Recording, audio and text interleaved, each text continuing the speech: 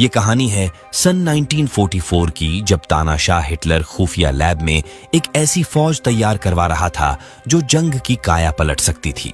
Americans को भी इसकी भनक लग चुकी थी। वो खुफिया लैब फ्रांस के सील ब्लांक नामी गांव में चर्च के नीचे मौजूद था, जिसके ऊपर लगे कम्युनिकेशन टावर को उड़ाने के लिए सार्जेंट रेंसिन अपनी बटालियन लेकर निकल चुके थे, ताकि जैसे ही कम्युनिकेशन टावर ध्वस्त हो और लैब का संपर्क जर्मन फौज से टूटे, अमेरिकन फौज धावा बोल उस जगह पर कब्जा कर ले। इस बटालियन में बॉयस और जेकब नामी दो जिगरी दोस्त भी थे, जो पहली बार किसी मिशन पर जा रहे थे। उनमें एक फोटोग्राफर भी था, जो बात बात पर सबकी फोटो ले रहा था। तभी एक सोल्जर उस पर भड़क उठा। लाइल बताता है कि वो अकड़ू बेकर कंपनी का एक्सप्लोसिव्स एक्सपर्ट है। अपने कैप्टन से झगड़ा करने के लिए सजा के तौर पर उसे इस मिशन पर भेजा गया है। सार्जेंट भी सबको सूचित करते हैं कि corporal Louis Ford bomber expert के रूप में ज्वाइन हुए हैं। सभी सोल्जर्स को उनके आर्डर्स मानने होंगे। इतने में इनकी प्लेन वॉर जोन में प्रवेश कर जाती है। आसमान में चारों तरफ हाहाकार मचा हुआ था। प्लेन्स दिवाली के चटाई बम की तरह अनगिनत तादाद में फूट रहे थे। तभी इनके प्लेन पर भी अटैक हो जाता है, पर ये लोग सेफ लैंडिंग जोन में प्रवेश करने से पहले जहाज से छलांग नहीं लगा सकते थे, क्योंकि अगर गलती से भी जर्मन नाजी सोल्जर्स के बीच लैंड हुए तो वो लोग इनकी खाल उधेड़ लेंगे। इस खौफनाक मंजर को देख सबकी हवा टाइट हो गई थी। अचानक इनके ऊपर फायरिंग शुरू हो गई, जिसमें दर्जनों सोल्जर्स मारे गए। इसी अफरा तफरी के बीच प्लेन के लेफ्ट इंजन में विस्फोट हो गया। इनकी हालत धोबी के कुत्ते जैसी हो गई थी। ना ही गलत जगह लैंड कर सकते और ना ही प्लेन में रुक सकते थे। ये लोग जैसे ही लैंडिंग जोन में प्रवेश किए, प्लेन पे दोबारा हमला हुआ, जिससे प्लेन क्रैश होकर नीचे गिरने लगा। किसी तरह कुछ सोल्जर्स ही प्लेन से कूद पाए। बॉयस भी उनमें से एक था, जो सही टाइम पे पैराशूट खोल सही सलामत लैंड कर पाया। यहाँ से बचकर वो अपने दोस्त जेकब को ढूंढने जैसे ही आगे बढ़ा तो देखा कि उनके सार्जेंट रेंसिन को जर्मन्स ने घेर लिया है। वो उन्हें बचाने के लिए शूट करने ही वाला था कि तभी ऐन वक्त पर कॉर्पोरल लुइस आकर उसे ऐसा करने से रोक लिए। अगले ही पल जर्मन्स ने रेंसिन को भून डाला। बॉयज को इस घटना से काफी ठेस पहुंची, क्योंकि सार्जेंट को बचाने के लिए उन्होंने कुछ प्रयास नहीं किया। लुइस कहता है कि गन पकड़ने का सहूर नहीं, उतने सारे जर्मन्स को कैसे मारते। हमारा मेन लक्ष्य कम्युनिकेशन टावर को उड़ाना है, चाहे इसके लिए अपनी जान ही क्यों न गंवाना पड़े। इस भयावह जंगल में पेड़ों पर लटकी लाशें दिल दहला देने वाली थी। इसी जंगल के बीच बॉयस और लुइस धीरे धीरे सील प्लांट्स गांव की तरफ बढ़ते चले जा रहे थे। तभी सामने कुछ हलचल हुई। उधर से आवाज आया, फ्लैश। बॉयस ने जवाब दिया, हंगर। सीक्रेट कोड पूरा होते ही वो बाहर निकल आए। दरअसल लाइल, फोटोग्राफर चेज और डॉसन भी सही सलामत लैंड कर चुके थे। चेज अभी भी अपने कैमरे को संभालने में ही जुटा था। उसे देख लुइस कहता है कि अरे वाह, इतना ऊपर से गिरने के बाद भी ये कैमरा नहीं टूटा। ये तो काफी कमाल का कैमरा लग रहा है। चेज कहता है कि यस सर, अब ऐसी तगड़ी तगड़ी फोटो खींचूंगा जिसमें एक्शन हो, बमबारी गोलाबारी हो रहा हो और मशहूर हो जाऊंगा। लुइस बड़ी ही प्यार से कैमरा देखने के बहाने लेकर फेंक देता है, क्योंकि कैमरे का एक फ्लैश उनके मिशन को बर्बाद कर सकता था। अगले ही पल वो झंडू दूसरा कैमरा निकाल गले में लटका लिया। इनके ग्रुप में एक से बढ़कर एक नमूने भरे पड़े थे। डॉसन बताता है कि वो एक लेखक है और इस वॉर पर बुक लिख रहा है। तभी अचानक माइन पर पैर पड़ते ही उसके चिथड़े उड़ गए। धमाका इतना जोरदार था कि 2 मिनट के लिए सबके कान सुन्न पड़ गए। जमीन के नीचे माइन बिछा हुआ था। लुइस उनको चाकू घोंपकर चेक करके आगे बढ़ने का आदेश देते हैं। लाइल पूछता है कि कितना तेज चाकू घोंपने से माइन नहीं फटेगा। लुइस, तू खुद घोंप कर देख, फटेगा तो समझ में आ। इसी तरह ये लोग इस जंजाल से बाहर निकल आगे बढ़े। कुछ दूर चलने के बाद जंगल में एक अकेली लड़की दिखी, जो इनको देखते ही भागने लगी।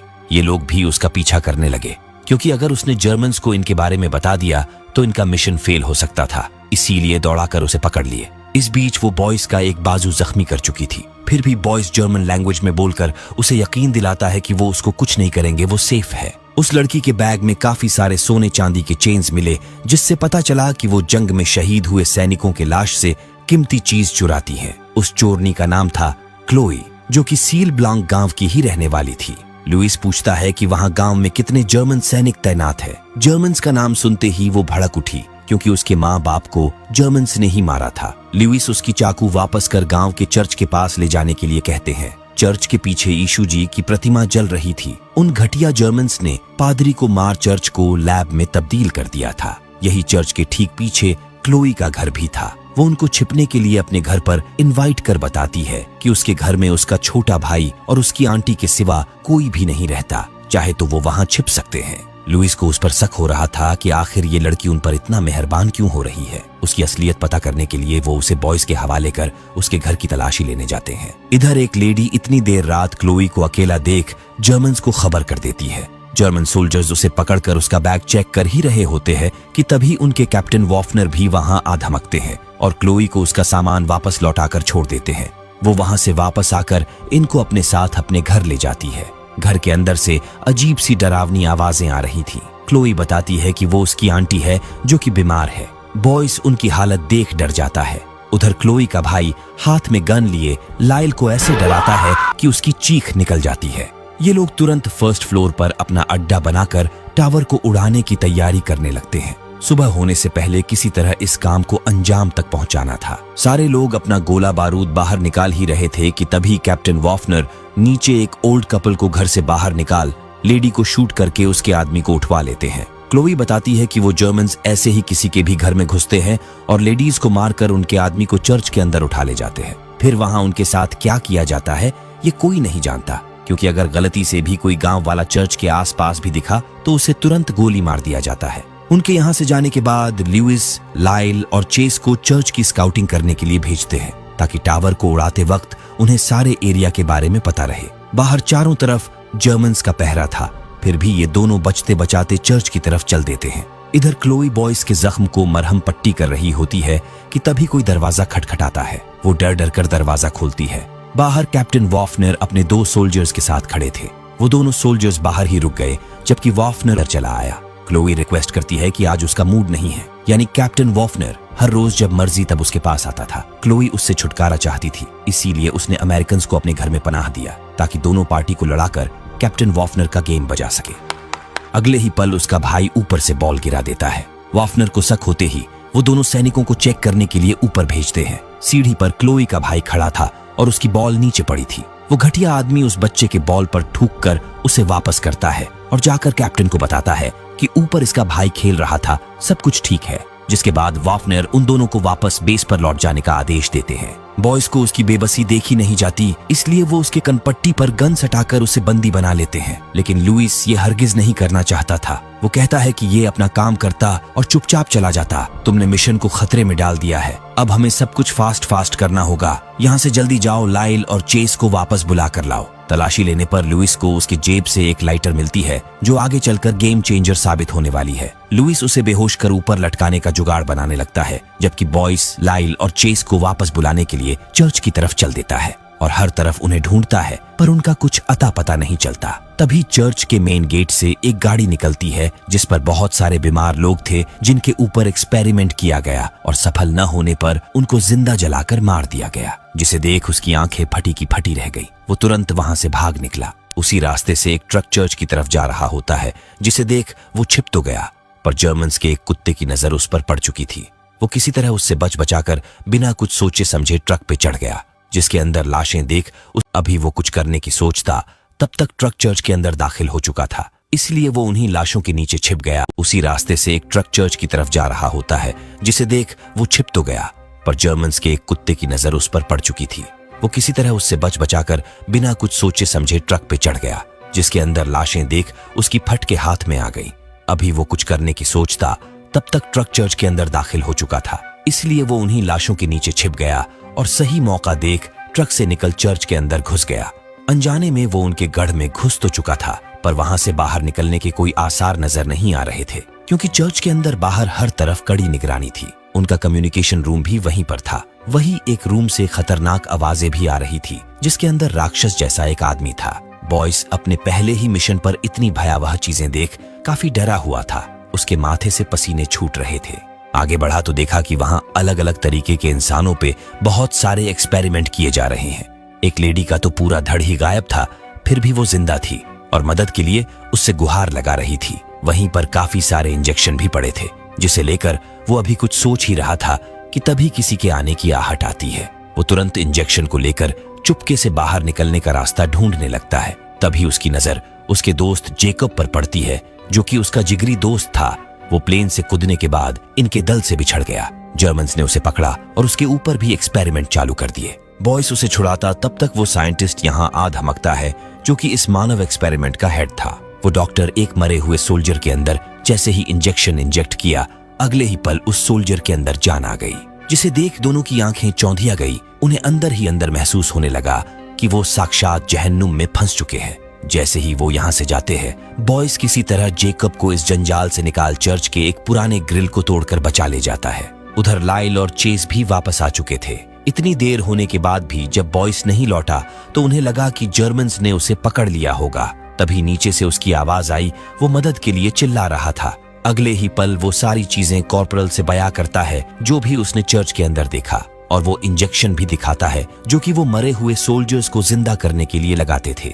लुइस इस इंजेक्शन के बारे में और जानने के लिए कैप्टन वॉफनर को टॉर्चर करता है। वो कहता है कि क्लोई की आंटी इसके बारे में अच्छे से एक्सप्लेन करेंगी क्योंकि उनकी हालत उसी एक्सपेरिमेंट का नतीजा है। इतना सुनते ही क्लोई गुस्से में आकर उसके जांघ में चाकू घोंप देती है। किसी तरह उसे संभाल वहां से हटाया जाता है, जिसके बाद वॉफनर को रस्सी पे लटकाकर उसके बेस यानी चर्च के अंदर कितने सोल्जर्स और कौन कौन सी वेपन है, कॉर्पोरल सब उससे उगलवाने की कोशिश करते हैं। पर लाख टॉर्चर करने के बावजूद भी वो मुंह नहीं खोलता, बल्कि उल्टा हंस रहा होता है। बॉयस को उसकी हालत देखी नहीं जाती, इसलिए वो लुइस को उसे टॉर्चर करने से रोकने की कोशिश करता है। लुइस का पारा गर्म था। वो उसे धक्का देकर वार्निंग देता है कि बीच में मत पड़ बच्चे, अगली बार आया तो सीधे खोपड़ी में गोली मारूंगा। और अंत में वो उससे चर्च की सारी डिटेल्स उगलवा कर ही दम लेता है।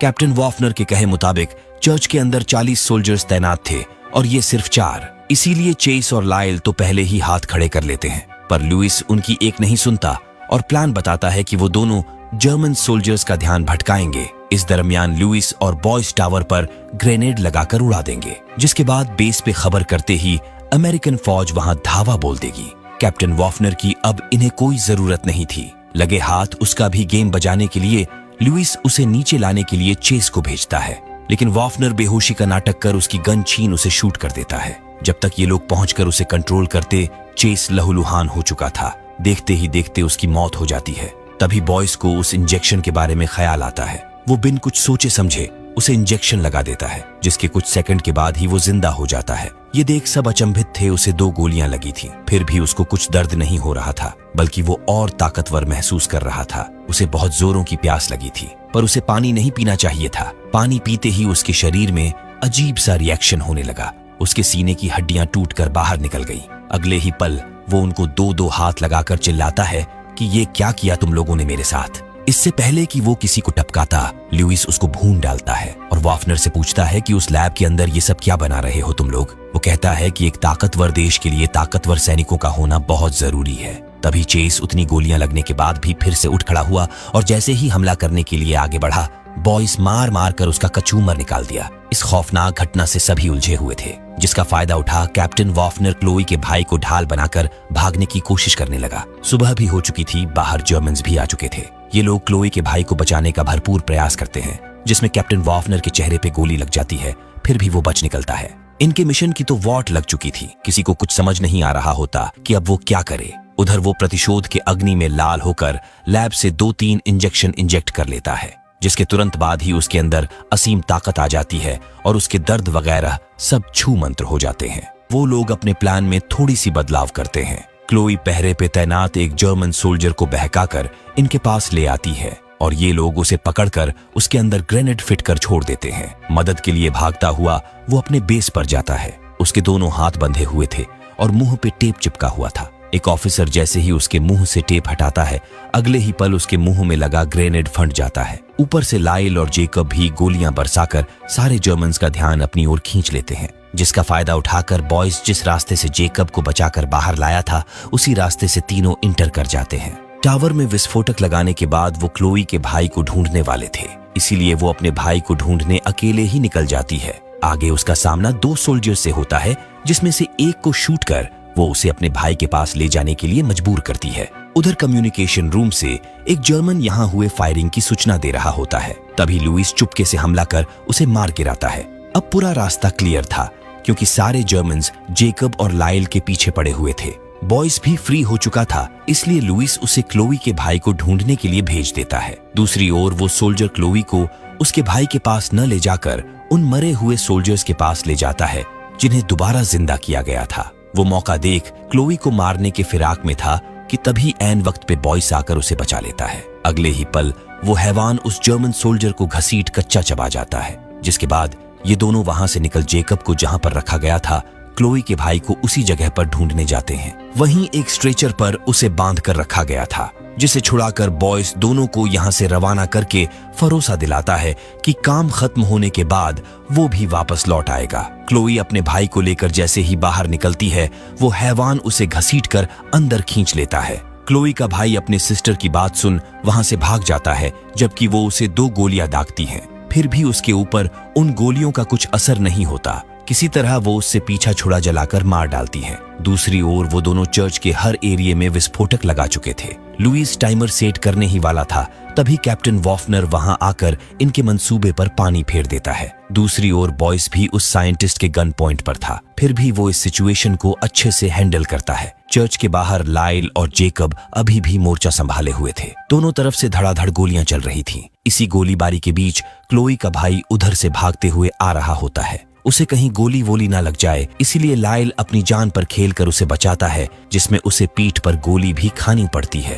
अगले ही पल क्लोई यहाँ पहुंचकर उनको भून डालती है। लाइल घायल था और उनके साथ बच्चा भी था, इसलिए वो यहाँ से गांव की तरफ लौट जाते हैं। इधर वॉफनर लुइस को कुत्ते की तरह बना बनाकर कूट रहा होता है और उसने उसको जितना टॉर्चर किया था शूद समेत वापस लौटा रहा होता है। हद तो तब हो जाती है जब वो रस्सी पे लटकाने के बदले उसे लोहे के हुक पर टांगता है। दर्द के मारे उसकी रूह कांप उठती है। इतने में बॉयस वहां आकर उसे धड़ धड़ 3 गोलियां मार फिर पूरा बंदूक खाली कर देता है। फिर भी उस जानवर को कुछ नहीं होता, बल्कि वो उसको भी दबोच कर उसकी कुटाई कर देता है। पूरी बाजी हाथ से निकलता देख लुइस किसी तरह हिम्मत जुटाकर हुक से अपने आप को निकालता है और वही पड़ी इंजेक्शन इंजेक्ट कर हारी हुई बाजी पलटने के लिए तैयार हो जाता है। उधर वॉफनर बॉयस को बुरी तरह टॉर्चर कर रहा था। इतने में लुइस पाइप उसके आर पार कर देता है। चाहे जितना भी ये लोग जोड़ लगा ले, वो मरने का नाम ही नहीं ले रहा था। तभी लुइस को एक आइडिया सूझती है। वो सिलेंडर को ब्लास्ट कर उसे मारने की कोशिश करता है, जिसके बाद यहाँ से निकलने के बहाने वो धोखे से बॉयस को गेट से बाहर कर गेट को लॉक कर लेता है और उसके लाख मनाने पर भी दरवाजा नहीं खोलता और कहता है कि इस घटिया लैब के राज्य को राज ही रखना। फिर वॉफनर के जेब से मिले उस लाइटर से ग्रेनेड विस्फोट कर इस पूरी जगह का वजूद मिटा देता है। अगले दिन तक ये पूरा एरिया अमेरिकन्स के कब्जे में था। वहीं बॉयज के सीनियर उसे लैब के बारे में पूछते हैं। वो बताता है कि वहां पर कंट्रोल रूम के सिवा कुछ भी नहीं था। तो दोस्तों, ये थी कहानी ओवरलॉर्ड मूवी की।